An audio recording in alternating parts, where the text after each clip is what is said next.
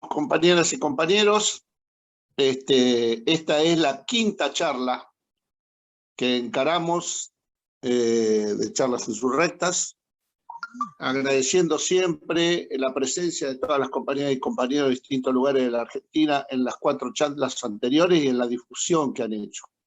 La verdad que estamos muy contentos. Así que, sin más preámbulos y tratando de aprovechar al máximo el tiempo que tienen los compañeros, Roberto y el Polo, lo dejamos con ambos. Un abrazo a todos y, como siempre, seguramente en un par de días, la estructura de prensa de convocatoria ya tendrá la copia de la charla, de esta charla, y la difundiremos también. Un abrazo. Polo, Roberto. Bueno, sí, antes que comience Roberto, es el que va hoy a disertar en estas charlas insurrectas. Nosotros queremos salir de los esquemas de disertación, discurso, relato. Queremos que esto tenga el camino, el derrotero de la acción política y de la acción revolucionaria. Obviamente que siempre hace falta un marco teórico para transformarlo en práctica y llevarlo a la acción y a los objetivos que queremos. Hoy Roberto, que conoce mucho del tema, va a hablar de la dictadura del 76, nuestro país ingresando al neoliberalismo mundial, algo que él maneja desde siempre, aparte en una práctica concreta en el CONICET, desde su trabajo en los microemprendimientos, donde siempre se le daba un marco a todos los proyectos que él hacía y que él daba a compañeros de distintos sectores, compañeros nuestros y de otras agrupaciones. Así que lo dejo con Roberto y redondearemos finalmente en el aspecto más político del planteo que él nos va a hacer. Acá está nuestro compañero. Bueno, acá estamos, hola compañeros, nos volvemos a ver de nuevo. Por fin, porque nosotros lo esperamos mucho al día viernes para poder estar en contacto con compañeros interesados en poner en común algunas cosas que, como decíamos al principio, la clase política actual o de la etapa no quiere decir, algunos lo saben, otros ya no, hay que reconocerlo, pero en general las discusiones, las reflexiones en las que nos inserta la clase política cual novela a transitar durante toda la semana, son, nos parece, elementos de superficie en la que nos vemos envueltos a la hora de la charla. Nosotros, en el libro, por ejemplo, fíjense cómo será de perverso todo esto del ocultamiento o de modificación de la realidad, con ocultamientos, con tergiversaciones, con contar la historia a la mitad, que nosotros ponemos ahí en una parte del libro un comentario que, no sé, la edad de todos los que nos están escuchando, quizás vivieron la etapa por lo menos de la del 80. En la década del 80, nosotros en general salíamos a la calle con muchas reivindicaciones, una de las cuales era la de la exigencia de la determinación seria y concreta por parte de la justicia de cuál era o cuál es la parte fraudulenta de la deuda externa que va acumulando gobierno tras gobierno en la Argentina, y cuál es la parte legítima, que seguramente esa es la que uno deberá pagar. Bueno, nosotros salíamos a la calle exigiendo que se determinara cuál era la porción fraudulenta. Hoy ya no salimos a la calle para eso, ya no discutimos en nuestros trabajos eso. Hoy discutimos, por ejemplo, cuál es la mejor manera de pagar la deuda externa. Fíjense cómo nos fueron cambiando con todas estas perversiones, con los mensajes manejados, las distorsiones y la desinformación, cómo nos fueron cambiando los ejes de la realidad que se nos oculta y que por lo tanto es cada vez más difícil enfrentar. El Polo va a hablar de esto, las dos, sobre todo la última charla, va a hablar de lo que nosotros pensamos en cuanto a cómo romper esta realidad que nos ha planteado un mundo de cartón con mentiras y perversiones y manejo mediático. Cómo hacer para saltarlo para nuestros fines, para lo que sigue, ¿no?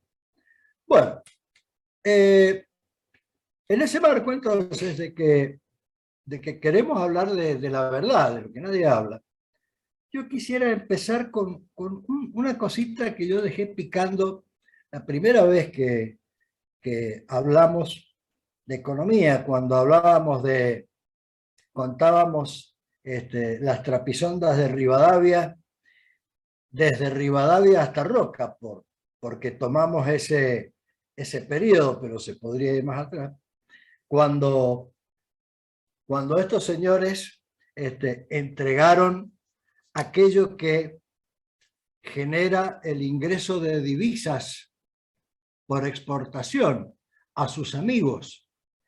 Es decir, aquellos que entregaron lo central del poder económico de generación económica, capitalista, hay que aclararlo, se lo entregaron a sus amigos, que son justamente los apellidos que yo en aquel momento les decía, búsquenlo, porque se van a dar cuenta que son los mismos que están hoy. Son el poder real, son los que suben y bajan gobiernos, son el poder real, los dueños del campo argentino. Yo les había dicho ahí una cosita que la dejé picando y que se llama la ventaja comparativa en economía. Los que saben de economía le llaman ventaja comparativa, con la cual uno puede hacer el negocio de vender esa ventaja, lo extraído de la ventaja comparativa hacia afuera, exportarla, y de eso obtener las divisas, en este caso en dólares, que son lo que nosotros necesitamos para vivir, para financiar nuestra realidad cotidiana dentro de nuestro país. Y les dejé picando la idea de que hay otro tipo de ventaja en economía. Son dos. Está la ventaja comparativa, que es la ventaja comparativa es la que nos provee la naturaleza. Nuestro país tiene el campo. Venezuela tiene como ventaja comparativa el petróleo. Está sentado sobre ríos, sobre lagunas de petróleo. En fin, cada país tiene o puede no tenerla. Hay países europeos que no tienen nada. Hay países que tienen, por ejemplo, carbón fósil, ¿no? Muy buen carbón. O sea, la ventaja comparativa es aquello que nos da la naturaleza y con lo cual podemos obtener ganancia al venderlo hacia afuera. Pero hay otra ventaja, la ventaja competitiva. La ventaja competitiva es aquella que crea el ser humano, que crean los países, sobre todo de la mano de un serio y un muy desarrollado y aceitado sistema científico-tecnológico. Fíjense, en la década del 70, 80, cómo en Japón, los japoneses, se hicieron famosos en el mundo por la electrónica. Nos mostraban incluso en las documentales las hileras de las mujeres, porque tienen la mano más delicada que la del hombre, armando los circuitos en serie, que eran todos diseños de sus sistemas científicos tecnológicos. O sea, la ventaja competitiva es aquella que diseña, define, construye el ser humano para poder también obtener divisas por vía de la exportación, o sea, vendiendo hacia afuera. Y acá hay una cosa que hay que aclarar. Es central para entender lo que viene, que es cortito lo que yo voy a decir, pero que va a servir para entender muchas cosas. Por ejemplo, entender el proceso militar. Los países que son potencia, acuérdense que hoy vivimos en un mundo multipolar, eso ya lo hemos hablado, porque hay varios países que son un polo de altísimo desarrollo, tanto tecnológico como económico, como cultural y social. Acuérdense que nosotros fuimos Argentina potencia, que desde en la década del 50 nosotros nos dábamos no sé si decir el lujo, porque era una obligación moral, pero la década del 40 y 50, de regalarle dos cosechas o dos partes proporcionales de la cosecha de trigo a los españoles porque la estaban pasando muy mal, ¿no es cierto, Pablo? Así es, sí, en la época de Franco. La época de Franco. Nosotros éramos considerados una Argentina potencia, porque incluso, bueno, a los que nos gustan los fierros, como a mí, Los fierros técnicos. claro, los fierros técnicos, ¿no? La maquinaria, la ingeniería. Nosotros habíamos llegado a un nivel, ya incluso trascendiendo el sistema productivo que se generó con la sustitución de importaciones en la década del 40 y 50, primero y segundo gobierno de Perón, respaldado siempre con una matriz energética que estaba muy bien pensada para abastecer de energía a la industria que se estaba creando. Nosotros en aquella época habíamos llegado a ser líderes en la industria liviana y mediana.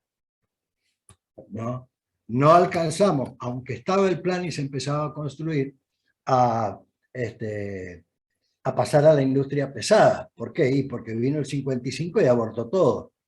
Pero bueno, fuimos a Argentina potencia y ese sistema productivo que quedó en el país estuvo, porque fue tan grande, se construyeron tantas fábricas, se avanzó tanto en lo tecnológico, que fue casi imposible que el revanchismo gorila del 55 lo eliminara de un plumazo. De manera que esa estructura productiva, que de una u otra manera, bastante cuestionable para mí, continuó Frondizi, por ejemplo, con su esquema de desarrollo, ¿no? El desarrollismo de Frondizi.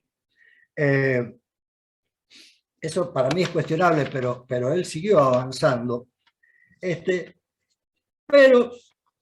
Pero en una etapa desde el 1955 a 1976, en la que a manera de onda sinusoidal, como se suele decir en matemática, se fueron turnando democracias controladas o dictaduras. Y cada una hizo todo lo posible, dejó su granito de arena para ir destruyendo todo ese andamiaje sobre el cual se construyó la Argentina potencia que deberíamos haber sido. Digamos, que fuimos y que quedó inconclusa. Que cabe pensar, ¿no? ¿Qué pasaría si no se hubieran interrumpido esos procesos? Bueno, el asunto está en que nosotros, en la década del 40 y el 50, y después continuó, pero se fue achicando por esa alternancia de gobiernos militares y democracias controladas por los militares y por el poder y por el imperio norteamericano,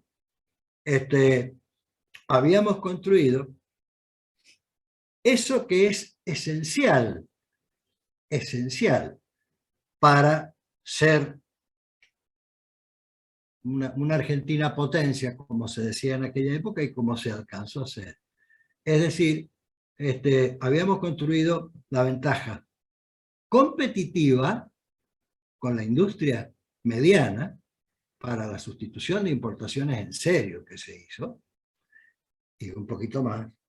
Habíamos empezado a desarrollar nuestro propio sistema científico-tecnológico, ¿no? Que le aportaba a la industria los nuevos diseños, o las nuevas soluciones, o el acompañamiento para el desarrollo de nuevas tecnologías. Y además,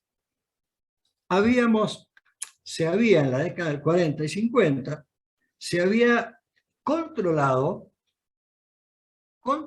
a estos señores dueños del poder, los dueños del campo, la oligarquía vernácula, se las había controlado con lo que se llamó el IAPI, el Instituto Argentino de Promoción e Intercambio, que, como muchos sabrán, fue un sistema a partir del cual el Estado compraba al precio que correspondía a los dueños, a los señores del campo, a los dueños del poder, y vendía hacia afuera también al precio de mercado externo, y entonces lo que obtenía el Estado, lo que obtenía en gran parte iba a parar a la financiación de esa Argentina potencia. Fue un sistema de financiación muy interesante, muy inteligente.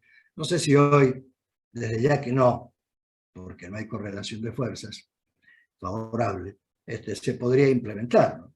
Pero bueno, en definitiva, nosotros fuimos potencia y no hay país en el mundo que pueda llegar a algo si solo construye su economía recostado en una de las dos ventajas. Esto es en definitiva el corolario de lo que quería decir. No. Hay que explotar, si de capitalismo y de mundo globalizado estamos hablando, las ventajas comparativa y la competitiva, ¿no? Bueno, pues que nosotros, después del 55, fuimos perdiendo esa concepción. El IAPI se cayó y de inmediato, y con el revanchismo al que todos hemos estado acostumbrados, las históricas familias, ya sea las del patriciado o las de la segunda ola, que se quedaron con el campo argentino, volvieron a retomarlo. La industria siguió generando hasta el 76 trabajo calificado por el nivel de exigencia que tiene la ya desvalida casi ventaja competitiva, pero que quedaba todavía estaba hasta el año 76. Punto con eso. Conclusión. Y ustedes mírenlo hoy cuando todos los economistas y las discusiones del dólar, de la inflación, etcétera, etcétera, se dan mostrándonos una ingeniería que va cambiando los elementos del lugar, pero siempre son los mismos elementos que hay dentro de un país que ya no tiene ventaja competitiva. Cuando lo que en realidad se tendría que proponer, este es el aspecto revolucionario al que nosotros nos apegamos cuando hablamos de la revolución inconclusa. Como mínimo deberíamos plantearnos volver a construir o construir una ventaja competitiva. No hablamos de eso. Hablamos de bajar o subir el dólar, de de inyectar más dólares para que, o subir la tasa de interés en los plazos fijos para que, para absorber liquidez y que la gente no se vaya al dólar, etcétera, etcétera. Hacemos una ingeniería que sigue dando vueltas a través de todos los gobiernos para no cambiar nada, porque la cosa es, si queremos volver a ser independientes y tener una matriz productiva y económica soberana, tenemos que hablar de la ventaja competitiva sumada a la comparativa. Y la comparativa en manos nuestras, por supuesto, no de los poderosos de siempre. Esa es la conclusión primera. Bueno, les recuerdo, ahora saltamos a algo que también vimos, que en la última charla hablamos de cómo fue todo el proceso por el cual los dueños del mundo, los que nunca pierden, los que salen en la revista Forbes y que antes del neoliberalismo tenían cuentitas personales de 3.500 millones de dólares y después del neoliberalismo, que ellos dijeron que era una crisis, ¿qué crisis? Empezaron a tener sus mismas cuentitas, pero ya no con 3.500, sino con 350.000 millones de dólares. ¿Qué es lo que ocurre hoy?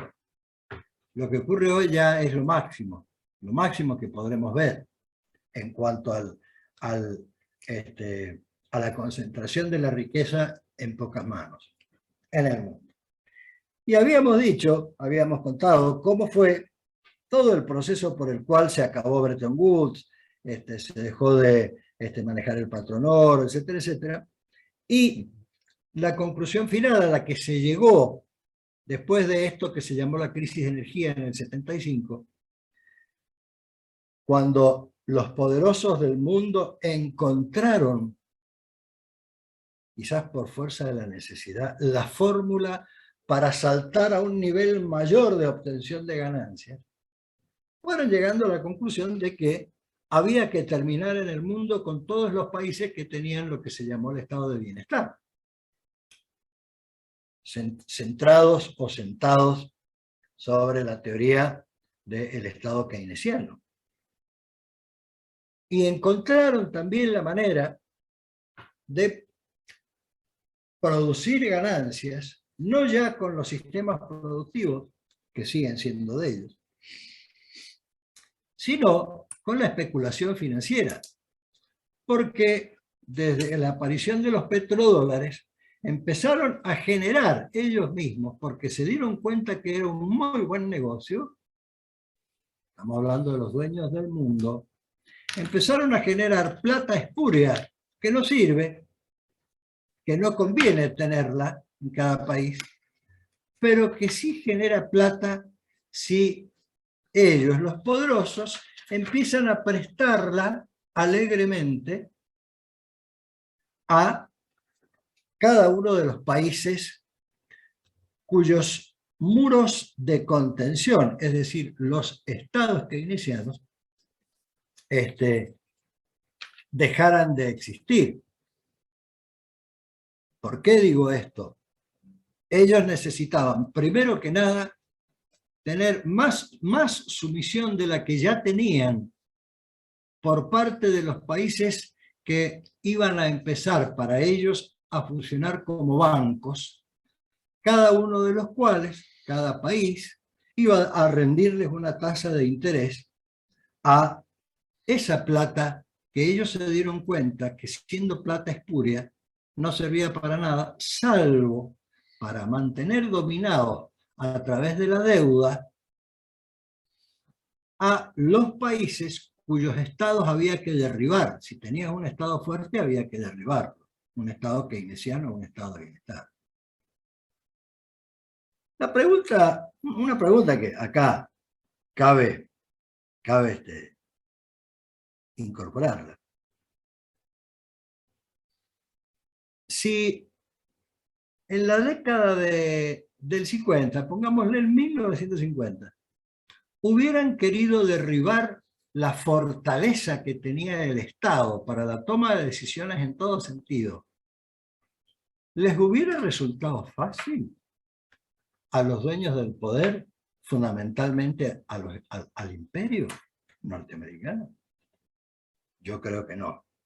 Porque ahí, destruir el Estado hubiera costado mucha sangre. Mucha sangre.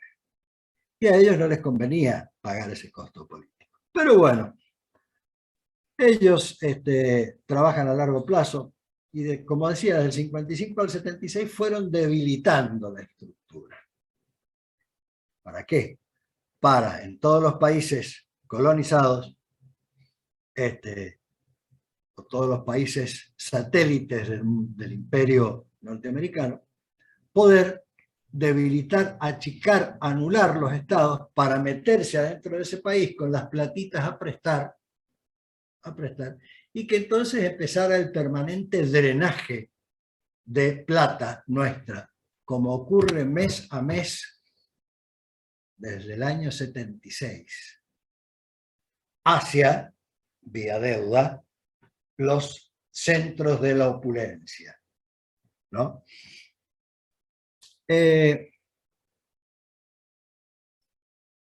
Y acá vamos llegando entonces a una de las 2 o 3 grandes justificaciones que nos permite hacer entender, o argumentos que nos permite hacer entender el por qué se produjo en toda Latinoamérica y en particular en nuestro país, las dictaduras militares que justamente, fíjense el ejemplo que yo daba de 1950, ya debilitados los estados,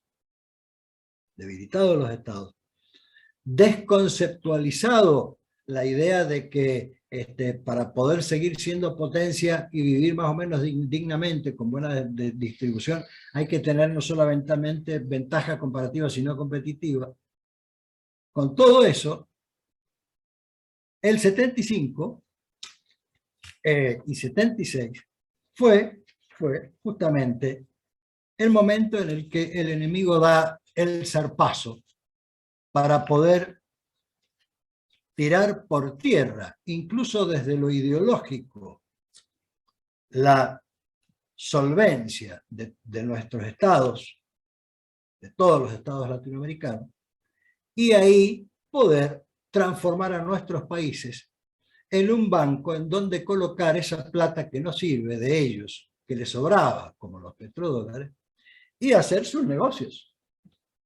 Además de generar deuda externa en cada uno de nosotros, de nuestros países, para mantenernos dominados. En la década del 70, más precisamente en el año 73, el 25 de mayo, cuando la asunción del compañero Cámpora como presidente en nuestro país, había cierta conciencia en los equipos de gobierno de Cámpora de esto que estamos hablando. De esto que estamos hablando desde lo económico, pero también había en muchos compañeros la conciencia que hoy tenemos que recuperar, la conciencia revolucionaria, ¿no? Para hacer frente al enemigo. Entonces, Cámpora asumió con la idea de retomar las estrategias financieras de 1946, para lo cual tenía que poner al Estado, recordémonos, no había caído totalmente la industria, pero quedaba muy poca. Y el Estado estaba débil cuando se llega al 73. Él se planteaba, por ejemplo, lo que cualquier economista sabe. Me imagino un Milei que tiene los pelos totalmente revueltos, cómo se le quedarían parados los pelos con lo que voy a decir ahora, pero en aquella época se hacía, era así, esos eran los estados keynesianos, los estados que nos permitieron tener cierta soberanía, elegir nosotros, definir nosotros nuestros sistemas productivos y económicos.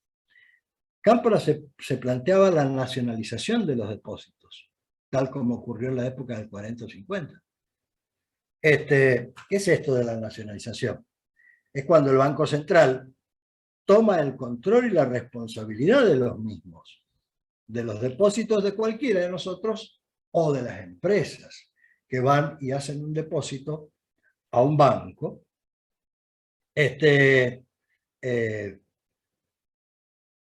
pero en ese caso siempre direccionado, no digo administrado, porque lo que hace la administración son los bancos y las entidades financieras, pero sí con la línea del Banco Central de la República Argentina, que indica que si hay depósitos o plazos fijos o plata inmovilizada, bueno, esa plata, que ustedes saben que los bancos la utilizan, hay que utilizarla, decía Cámpora, como se hacía en la época del Estado fuerte en la Argentina, hay que utilizarla para redireccionar el crédito, la plata a prestar, a el crecimiento de la industria. Cámpora se planteaba la reindustrialización, retomar en mejores condiciones, porque para cuando llegó Cámpora el sistema científico ya estaba consolidado, ya había posibilidades de pasar al frente en muchas cosas de la ventaja competitiva, mucho más que en la década del 50.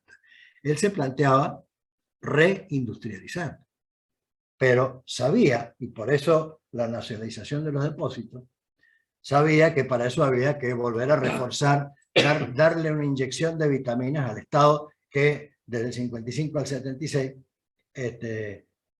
se había venido debilitando. Se planteaba también, Cámpora, el control de la entrada y salida de capitales. Eso que nosotros escuchamos a cada rato ahora como manotazo de ahogado cada vez que hay una corrida cambiaria o, para decirlo en términos militantes, la gente deja de creer en el peso y entonces van y compran dólares y entonces hacen lo que se llama constitución de activos externos, le dice la economía. Nosotros le decimos fuga de capital. Bueno, se planteaba Cámpora el estricto control del endeudamiento externo de los agentes privados. Ojo con esto. Ojo con esto. Acá uno no iba a pedir, no iba a poder con el plan que empezaba a pergeniar Cámpora. Acá no se iba a poder pedir, aunque uno no fuera estatal, sino privado, una empresa privada, ir a comprar dólares afuera o hacer algún negocio sin control alguno. No. Y va a tener que hacerlo con el control del Estado, y el Estado le iba a tener que dar permiso para hacer tal o cual negocito financiero y especulativo. En definitiva, Cámpora se planteaba recuperar el control económico para ir a la industrialización. Con todo eso, con toda esa lógica, bueno, pasó lo que pasó. Cámpora duró 49 días, después muere Perón, viene López Rega y Isabel Perón, hacen cualquier cosa. Yo creo que es medio inocente decir que hacen cualquier cosa. En todo caso, terminan preparando las condiciones necesarias para que el poder mundial, que, como dijimos la última vez, se había dado cuenta que también generaba plata el inundar de billetes, dólares, que no tenían ninguna utilidad, los países con el Estado debilitado. Yo creo que López Rega e Isabel lo que hicieron fue generar las condiciones finales para que se viniera a hacer el trabajo sucio. Y ahí aparece el golpe de la dictadura militar argentina, que requirió la muerte de muchos compañeros para evitar, por ejemplo, la resistencia hacia ese nuevo orden mundial que requería reventar al Estado. Las persecuciones, la generación de una nueva subjetividad nos convencieron finalmente, y acá ojo que hubo mucha complicidad de sectores medios que los aplaudieron, nos convencieron de que había que achicar el Estado, porque era un Estado monumental, grande, etcétera, etcétera, para agrandar la nación, como decían, porque empezábamos a hablar del eficientismo económico. Había que ser eficiente económicamente. Lo demás, que el hombre sufre, llora, necesita tener vacaciones, casas, eso es lo de menos. Acá lo importante era ser eficiente en forma económica. Para eso, para poder entrar a patadas a la Argentina, el poder global, el poder mundial, que se había dado cuenta de esta nueva fórmula del nuevo liberalismo,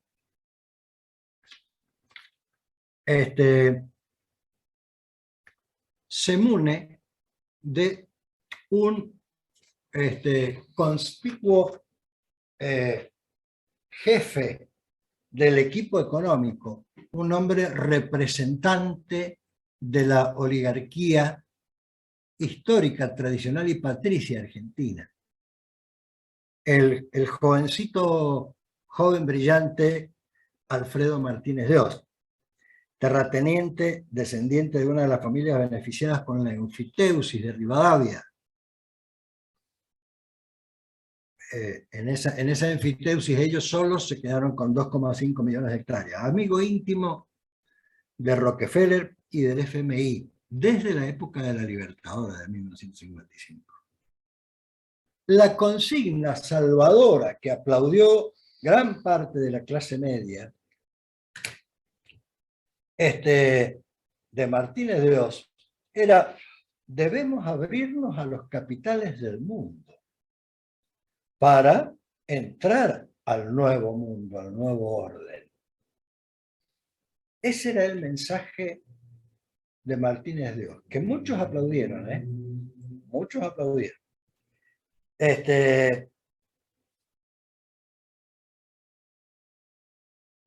Casualmente,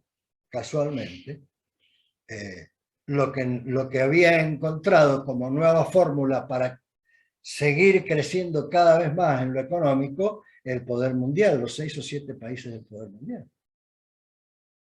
Y como siempre nos damos cuenta que la historia se repite. Para poder manejar al mundo como ellos quieren, el poder mundial, siempre hace falta dentro de cada país un cómplice. Esto que suena algo así como gracioso, superficial, etc. Es toda una fórmula, en el libro lo explicamos,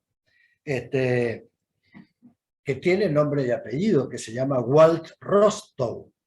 Es una fórmula muy pensada, muy bien pensada desde la época del 40, cuando empieza el sistema Bretton Woods para el desarrollo y la penetración del capitalismo en nuestros países soberanos, ¿no? Cuidado con esto.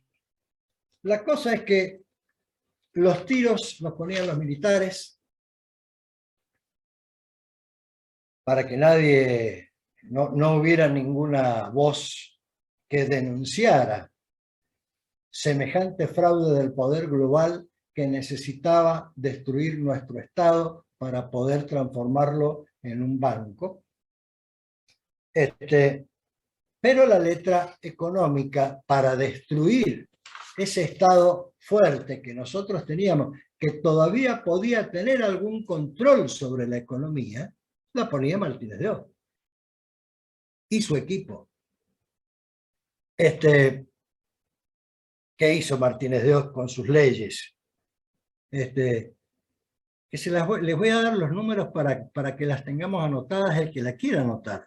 El golpe militar, la dictadura militar hizo unas 300 o 400 leyes en relación a todo esto, a sacarnos de 50 años de proyecto soberano, independiente y con la ventaja comparativa y competitiva controlada por nosotros de manera soberana, hasta donde se pudo, y sacarnos y volvernos al esquema que necesita el poder mundial, y de la mano internamente de el poder detrás del poder de la oligarquía terrateniente, volver a darles a ellos el control de nuestra realidad. Por supuesto, Martínez de Oz impulsó la eliminación de los controles del Estado sobre la actividad bancaria. A partir de las leyes de Martínez de Oz, se podían crear todas las entidades bancarias, ya sean bancos o financieras, que quisieran. Estaban protegidas y cubiertas por el Estado. Cubiertas por el Estado. Para no perder nunca. Para eso fue necesario la derogación. Ellos sí derogaron las normas del Banco Central que regían las formas y la orientación del destino de los créditos, que era obviamente la prioridad, la de industrializar, desde la época de Campo. Martínez de Oz promovió la financiarización de nuestra economía. Casualmente, lo que necesitaban los poderosos del mundo para hacer, digamos, ganancias a través del interés que iban a obtener prestándonos plata que a ellos no les sirve. Bueno, mucha clase media aplaudió todo esto porque decían qué brillante que es el tipo. Bueno, hizo otras cosas como la creación de la cuenta de regulación monetaria. Esta ley fue muy interesante por lo perversa. Incluso le fue mal porque fue un tiro en el pie que se pegaron ellos, los militares, con Martínez de Oz, porque esta cuenta de regulación monetaria en el Banco Central, una nueva cuentita que se abría ahí adentro, está bien, estaba compuesta por plata que ponían todas las financieras que se iban inscribiendo como financieras. ¿Para qué? Porque el encaje, es decir, la plata mínima inmóvil que debe tener cada entidad financiera para hacer frente a una emergencia cuando se le van todos los depositantes, el banco tiene que devolver, el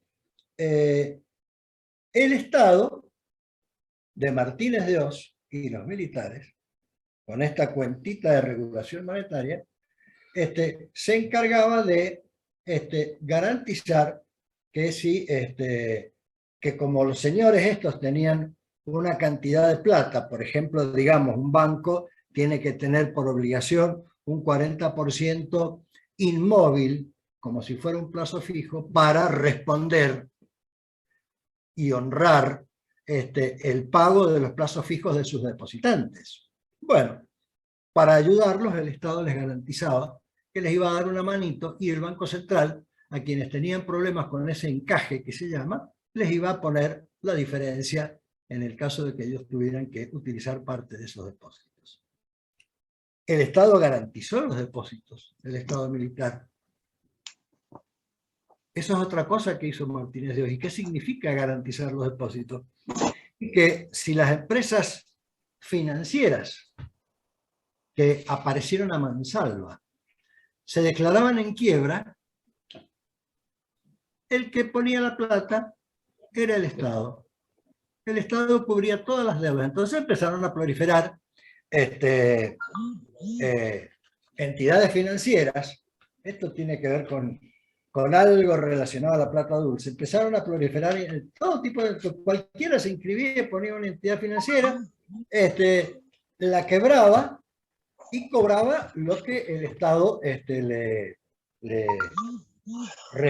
recompensaba, digamos, por haber quebrado. Y todo eso se financiaba con deuda, ¿no? Hay un dato muy interesante. Ahí fue donde se dispararon en el pie, porque tuvieron que rever las medidas que estaban tomando en el proceso militar, porque se habían dado cuenta de que, claro, habían aparecido muchas entidades financieras fantasmas que se inscribían como tales, eran aprobadas por el Estado, porque las leyes de Martínez de Oz decían que tenían que ser aprobadas, y después el Estado terminaba pagando el fraude que hacía, y todo eso con deuda, Todo eso pidiendo deuda, que era casualmente lo que requería el nuevo modelo mundial, que nosotros tomáramos deuda. Bien, bien. De ese escándalo de aparición de entidades financieras y bancos, quedan hoy aproximadamente 80 entidades financieras. 63 son bancos. Y 10, esto es aproximado, porque es una estadística que yo encontré de hace 1 año y medio, aproximadamente 2. 10 bancos del total de todas esas 80 entidades financieras son extranjeros y son los que controlan el 70% del mercado hoy, del mercado financiero. En el 2016, para que vean ustedes el negocio que es especular en nuestros países con el nuevo orden liberal, el neoliberalismo, en el 2016, los bancos recaudaron 74.560 millones de pesos. ¿Les va bien, ah? Les va bien. Bueno. Todo esto que destruyó Martínez de Oz, garantizando los depósitos, generando la posibilidad de crear todas las entidades financieras que quisieran, obteniendo deuda para bancar los quebrantos de las entidades financieras, etcétera, etcétera, etcétera. Fueron medidas de desregulación total. Las regulaciones que podía tener, que podía llevar adelante un Estado entero, un Estado en pie. Por eso destruyeron el Estado. Entonces, son medidas de regulación total del sistema financiero y monetario, que terminaron para siempre con el paradigma argentino de la industrialización. ¿Qué entidad con cierto capital se iba a dedicar a producir algo de la industria o a pensar en construir algún aparatito para sustituir las importaciones con los intereses que estaba dando la financiarización generada por Martínez de Oz? Conviene hasta el día de hoy, poner la plata a trabajar en el banco, con dólares o sin dólares.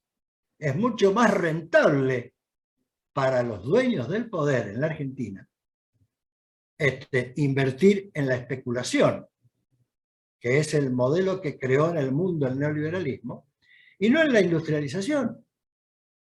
Fue la muerte de la industria, pero no fue solamente como la industria no solamente murió como consecuencia técnica de todo este plan. No. Martínez de Oz, en sus discursos de abril del 76, lo dijo muy claramente.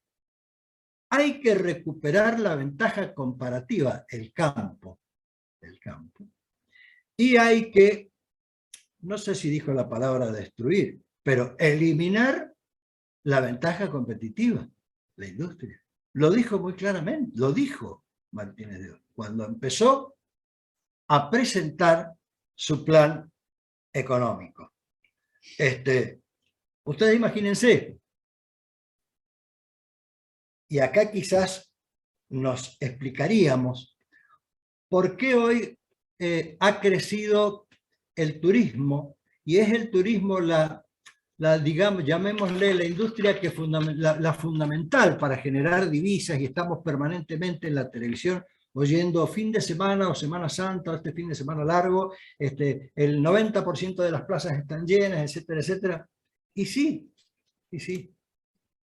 porque esa actividad económica es la que quedó superando a la de la industria, que era históricamente, con la industria mediana, la que generaba empleo calificado y permitía además la distribución equitativa del ingreso de divisas que nosotros obteníamos.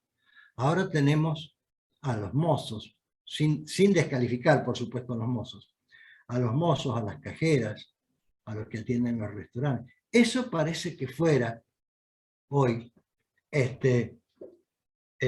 la gallina de los huevos de oro, que no genera empleo permanente, que genera empleo precario, que no genera empleo calificado, se acabó el empleo calificado, y que además está generando cada vez más informalidad, porque ustedes sabrán que a la actividad turismo, restaurantes y hoteles, como dice el PBI o el PBG de cada provincia, se entra y se sale con contratos sumamente precarios. Y nos vanagloriamos de tener un turismo espectacular. Yo digo, qué tristeza. Tenemos turismo porque es lo único que nos queda, ya que no tenemos aquella ventaja competitiva que supimos tener en la época en la que nosotros fabricábamos tornos, por ejemplo, y se los vendíamos a los norteamericanos, o que teníamos una industria del acero sumamente avanzada en sus distintos tipos de aleaciones. Yo esto se los digo porque lo conozco en persona, dado que en mis primeros 15 años de trabajo fui hombre de el trabajo técnico mecánico. Es tristísimo que nos vanagloriemos de que hoy se recauda cada vez más por el turismo, cuando en realidad tenemos el turismo porque no nos queda otra, porque perdimos nuestra ventaja competitiva. Esta entrega total del sistema monetario y financiero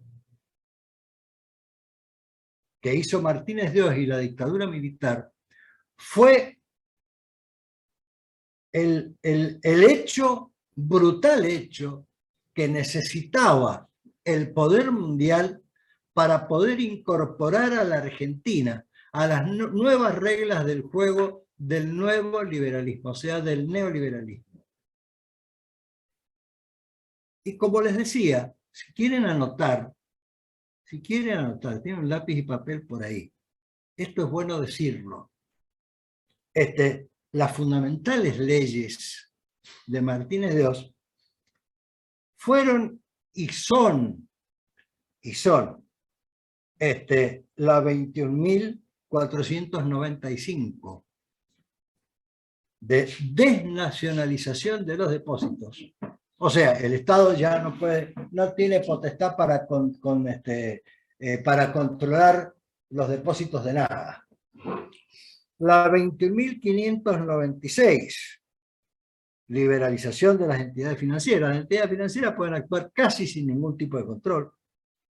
La de la cuenta de regulación monetaria, la 21.572. Y por supuesto, para lo que tuvieron que hacer, modificar la Carta Orgánica del Banco Central, con dos leyes, la 21.364 y la 21.571. Bueno, el dólar se disparó. Martínez de Oz hizo, para beneficio de los poseedores de dólares, lo que se llamó la tablita. La tablita era una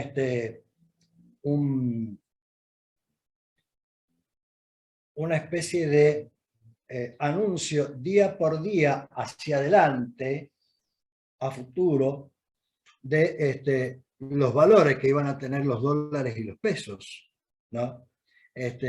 Y entonces, claro, iban disminuyendo el valor del dólar en esa tablita. Decía Martínez de Oz en esa tablita, pongámosle que hoy estamos en abril, y día por día iba bajando el valor del dólar, de manera que entonces uno compraba dólares anticipadamente para el día tal, dentro de 2 meses, y después inmediatamente lo cambiaba, gracias al nuevo sistema de las entidades financieras, por pesos, y se llenaba de plata. Eso fue lo que empezó a llamarse la bicicleta financiera, propuesto todo por Martínez de Oz. Y además Martínez de Oz, al desregular todo el sistema financiero, también lo dijo, ojo, esto no es una consecuencia técnica, era un plan que ya tenía previsto él y su equipo, al de regular el sistema financiero, permitía, alentaba, esto es una concepción sumamente liberal, alentaba que la tasa de interés, que hasta el 76 podían más o menos manejarla los estados, eliminaba esa potestad totalmente del Estado y la tasa de interés la empezaban a poner los bancos cuando se prestaban plata entre sí, lo que se llamó las mesas de dinero, en lo que siempre fue el paradigma liberal, la autorregulación del mercado. O sea que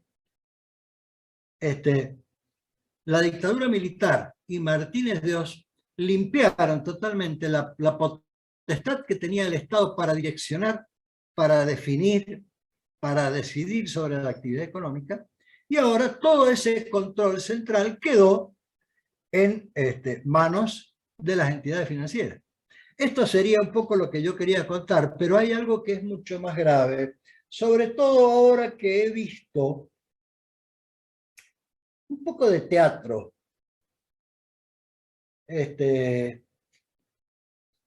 una sobreactuación en estos últimos días, en donde se habla de que se requiere hacer una modificación. Están pidiendo los revolucionarios hoy de la clase política, están pidiendo que se levante se derogue un punto de la ley de entidades financieras de Martínez de Oz, 21.526, el punto que habla del secreto bancario, para que sepamos quiénes son los que compraron dólares y poder pagar con sus fortunas la deuda externa y el problema que tenemos otra vez con el Fondo Monetario Internacional. Bueno, y entonces uno ahí ve, primero, algo que a mí me parece bastante hipócrita, les pido me disculpen, derogar solamente el punto que tiene que ver con el secreto bancario. ¿Eso es lo que queremos? O sea, ¿no queremos tocar nada de lo que hizo Martínez de Oz? Pues bien, yo finalizo hoy con lo siguiente. Y el que se quiera hacer la autocrítica, que se la haga. Ninguna de las leyes que yo mencioné de Martínez de Oz, a pesar de todo lo que se ha hablado y todos los gobiernos de la etapa democrática han hablado sobre el proceso militar y Martínez de Oz y todo esto, ninguno de los gobiernos derogó una sola ley de Martínez de Oz. Entonces, estamos dando una prueba hoy, cuando decimos que tenemos los gobernantes, dicen, o alguien de la clase política, no sé, dice que hay que modificar el puntito de la ley de entidades financieras de Martínez de Oz, que habla del secreto bancario.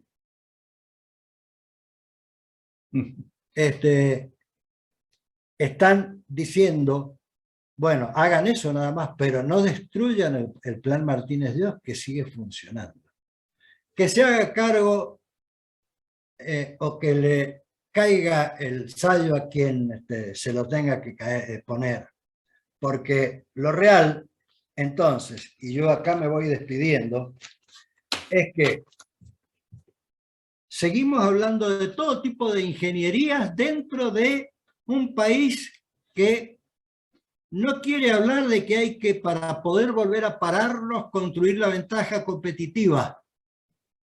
De eso no se habla. Pero sí se habla de la ingeniería monetaria y financiera. De eso hablamos todos los días. Todos los días. Mientras tenemos un país con un 40 o 45% de la pobreza. Y cada vez nos vamos hundiendo más. Y por el otro lado, la hipocresía. No hubo ningún gobierno de la etapa democrática que estamos viviendo que derogara el Plan Martínez de Oz, que es el que estamos viviendo hoy. Queridos compañeros, muchísimas gracias por todo, un gran abrazo y los dejo en manos del pueblo. Grande Roberto, muy bueno, muy bueno. Una radiografía, como ustedes han visto, y que, como decía finalmente él, que le quepa a que le quepa el sayo, que se lo ponga. Conocemos a varios. En fin. El campo popular, nuestro campo nacional, en medio de todo esto que vivimos del 76, un proyecto que con la magnitud que planteaba Roberto, no había forma de llevarlo adelante si no era con una sangría y un cáliz de sangre como el que vivimos en toda la dictadura militar. Esa es la proporción. Así como fue el golpe del 55, también con una gran persecución, con fusilamientos, previo al golpe, el bombardeo del 16 de junio, muertes tras muertes, y el campo popular, a través de sus expresiones, con sus niveles de conciencia mayores, con sus compromisos y místicas mayores, ejecutaron al gran dictador, el general Aramburu. Y mientras ocurría todo esto, que comentaba desde el ángulo de lo económico y político, Roberto, nosotros tenemos que mencionar, bueno, que había un marco internacional, que en ese momento fue Reagan, inmediatamente Jimmy Carter, la Trilateral Commission, o sea, la Comisión Trilateral de Japón, Europa y Estados Unidos. En ese marco, nuestra organización saca, es decir, eleva el movimiento peronista montonero en Roma con medidas que tenían mucho que ver con esto que se estaba comentando del plan de Martínez de Oz. El movimiento peronista montonero en Roma saca un documento que se llama Resistir y Vencer, para ganar la paz. Tiene ese documento de Roma, tiene un programa que comienza justamente con esto que hemos estado hablando hoy, que ha estado comentando Roberto, ¿no? Que era la destitución de Alfredo Martínez de Oz y de todo su gabinete.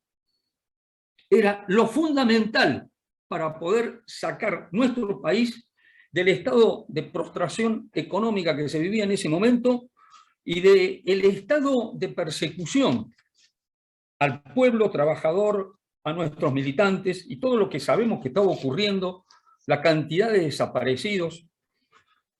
Y no bajó los brazos nuestra organización político-militar, que resistió permanentemente. El otro punto que planteaba la Declaración de Roma era la restitución de los derechos y garantías, que estaban, por supuesto, totalmente vulnerados. La rehabilitación de todos los partidos políticos, por supuesto, como hacen todos los golpes y los procesos militares, habían sido prohibidos. La liberación de los presos políticos, que eran de una gran cantidad, y el desmantelamiento de toda la estructura de centros clandestinos de desaparición de personas, contra toda medida represiva, y por último, la formación de un frente de liberación nacional y social. O sea que lo que quiero decir, y íntimamente relacionado con la charla de hoy, que es la dictadura militar y todo lo que fue el inicio al neoliberalismo mundial de parte del gabinete económico, con Martínez de Oz, que es Martínez de Oz como síntesis de un gran sector o de todo el sector oligárquico histórico nuestro. Él era el que comandaba los grandes intereses y los objetivos de esta clase que nos domina históricamente. Entonces, nuestra organización, además, en este plan de la declaración de Roma del movimiento peronista montonero, fue también a las acciones, que fue la contraofensiva de los años 79 y 80, en donde hay un hecho que también tiene que ver en forma directa con el riñón de Martínez de Oz y todo el gabinete económico. Se crearon dos estructuras, una militar y otra más político-militar, en esa contraofensiva, que eran las tropas estratégicas de infantería y las tropas estratégicas de agitación. Uno de los hechos, hubo varios, pero uno de los hechos más resonantes fue el ataque al segundo hombre de Martínez de Oz, Walter Klein, que era subsecretario de Programación Económica, que venía a ser el número 2 en ese Estado Mayor de la economía de la entrega. Y después a Soldati y a otros sectores.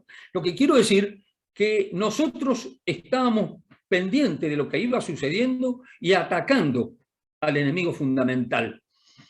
Que es lo que quería dejar claro en esta charla, y que, como decía Roberto, la ley de entidades financieras está intacta, con alguna modificación de un secreto que se quiere tratar de conocer después de la cantidad de años que hemos vivido, pero el andamiaje económico de política económica sigue igual, porque es el eje de mantenernos dependientes.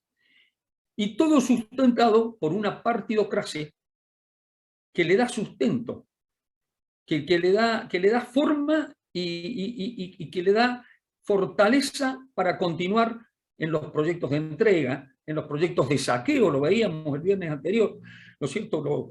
Cómo está sustentado el extractivismo, el neoextractivismo, que tiene una proyección más allá de nuestro país, que lo tiene hacia toda América Latina. Y ahí es donde esto sigue marcado por aquello que también planteaba Roberto en la segunda charla, que era todo el plan del Banco Mundial, los pactos de Bretton Woods, y que hoy lo estamos viviendo en carne propia en una forma estridente, que es el pacto con el Fondo Monetario Internacional. Hay una receta que se da desde siempre. Desde siempre. La única etapa que no se vivió el plan del Fondo Monetario Internacional, que tiene su origen en el año 45, fue en el primer gobierno, en la década 46-55 del gobierno del general Perón. Entonces, hoy tenemos esta situación de total dominación, aplastamiento y podríamos decir casi de cogobierno institucionalmente con estos grupos de poder y gobiernos que supuestamente elegimos cada 4 años. Se consiguió con el Fondo Monetario Internacional el control de la emisión monetaria, ¿no? Que ellos le llaman control de la emisión monetaria virtual, con intervención del Banco Central, siempre controlado por el Fondo. Recorte del gasto público con control trimestral, recorte del gasto público que nos significa cada vez más pobreza, de ese 40 y pico % que estábamos hablando recién que adolece en nuestro país. Aumento de salarios y jubilaciones según cumplimiento de metas fiscales, o sea que no es que va a haber un aumento de salarios lo que le corresponde a los jubilados, porque si es según el cumplimiento de metas fiscales, las metas fiscales están muy por encima de lo que va a ser una suba salarial. O sea que esto lo está manejando el Fondo Monetario Internacional, por eso decimos que está cogobernando. El achicamiento de la brecha cambiaria con respecto al dólar blue, al 30%, es una virtual devaluación. Instalación de esa misión de control, pero que lo vamos a tener permanentemente cada 3 meses en cada uno de los puntos que se plantea el acuerdo con el Fondo Monetario Internacional. Tasas de interés positiva que alimentan la timba financiera, obviamente, y acumulación de dinero para seguir pagando al Fondo Monetario Internacional. Y continuidad del pago a los bancos, es decir, con bonos, cosa que seguimos dándole plata a ellos, y esa evasión que comentaba Roberto. Por lo tanto, ellos dicen que no hay ajuste.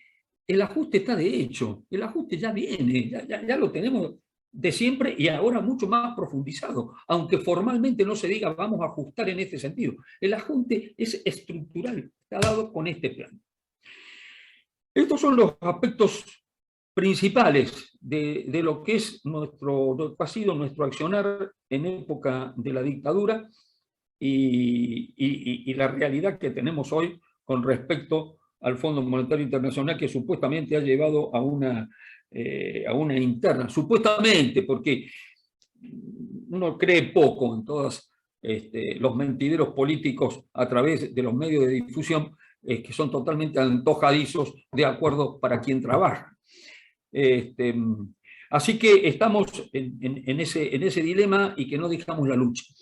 Finalmente, el concepto de la democracia del 83, nuestra constitución republicana representativa, constitución que es del año 53 y como dijimos la vez anterior, en el 94 se vistió de cosmética con Alfonsín y Menem, y que en realidad de fondo no dejó nada, porque profundiza lo que es la etapa superior del capitalismo hoy, que es lo que hablamos la vez anterior, que es el extractivismo, y sobre todo lo que arrasa con todo lo que son los bienes comunes íntimamente atravesados.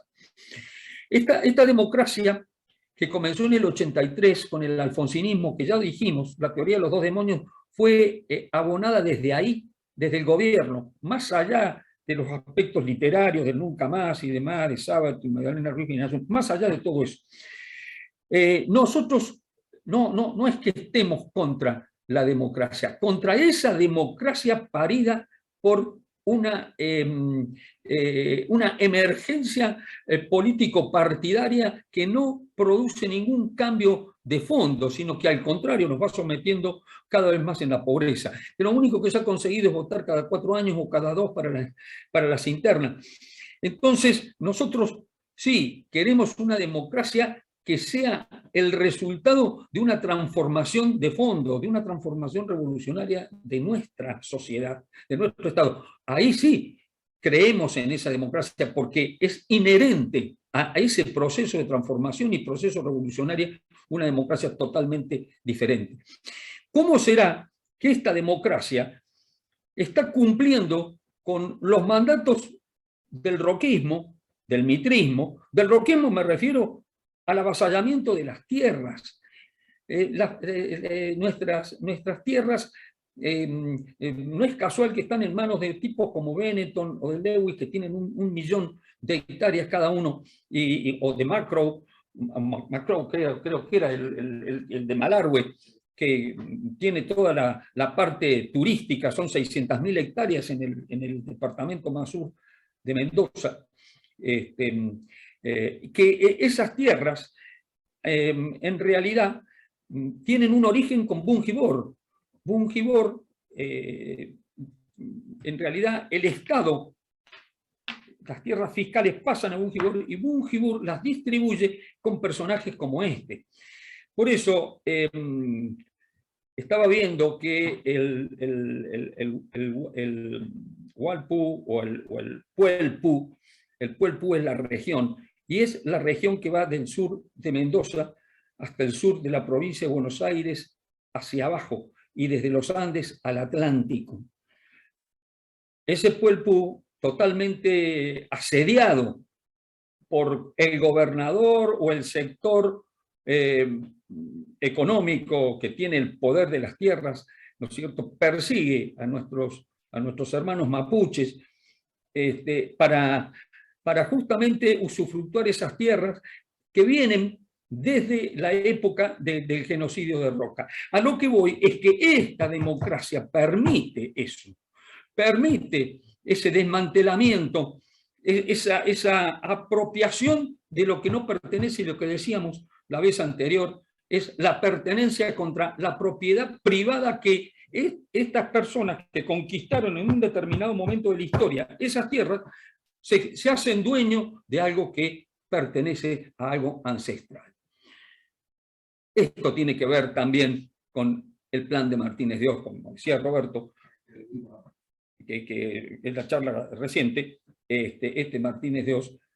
Martínez de Oz, que es bisnieto o tataranieto de aquel de la enfiteusis, como decía él, de la época de Rivadavia, y que en 1866 creó la famosa sociedad rural, sustrato fundamental para el mantenimiento del poder de la tierra.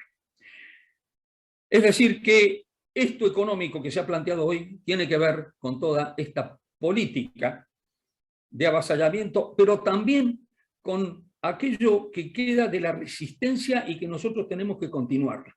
Lo que hablábamos de aquella contraofensiva, lo que hablábamos del ataque al corazón del ministerio, o sea, del proyecto de Martínez de Oz, y esa conferencia de Roma donde decíamos lo que había que hacer nada menos que en el año 1977.